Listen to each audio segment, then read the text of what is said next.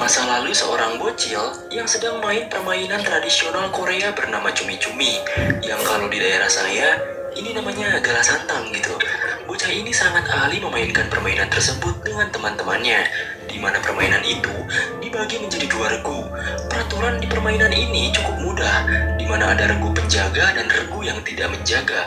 Nah, yang tidak menjaga itu harus bisa melewati para penjaga tanpa tersentuh ataupun keluar dari garis yang sudah ditentukan. Ya mirip-mirip di daerah kita lah, ini mah ya. Dan film dengan judul Squid Games ini pun dimulai.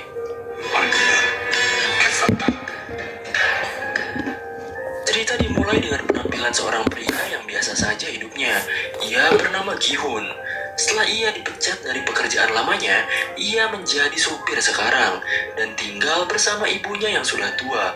Gi-hun diberikan beberapa uang untuk menghadiahkan anaknya yang hari itu berulang tahun. Jadi si Gi-hun ini udah cerai sama istrinya dan anaknya itu bersama dengan mantan istrinya tersebut. Karena duit yang diberi emaknya tak cukup, Gi-hun meminta duit tambahan lagi dengan memaksa.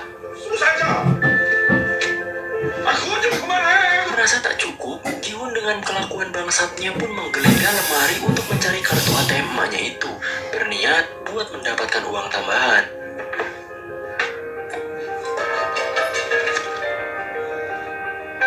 Gi-hun akhirnya pergi ke ATM dan berusaha memasukkan sandinya.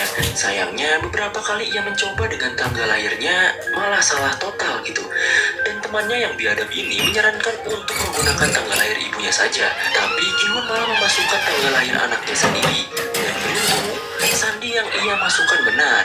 Karena ia tahu kalau ibunya sendiri lebih sayang kepada cucunya itu.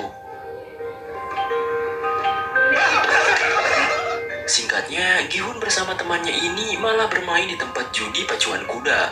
Di percobaan pertama, ia gagal karena pilihannya itu kalah. Ia pun mempertaruhkan uangnya lagi di percobaan kedua. Dengan pusing dan emosi, akhirnya ia bisa berhasil memenangkan taruhannya itu.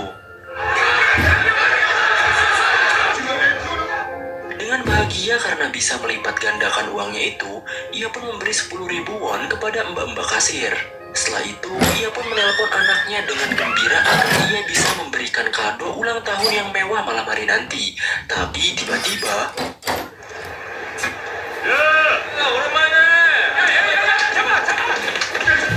Gi-hun malah bertemu rentenir dan ia kabur terkentut-kentut. Saat ia berlari, ia malah menabrak seorang cewek. Dan akhirnya, ia pun tertangkap oleh rentenir itu. Gi-hun akhirnya dipukuli dan ditagih hutangnya itu. Akhirnya, uang yang ia hasilkan dari judi untuk anaknya itu sebesar 4 juta won, ia berikan kepada mereka.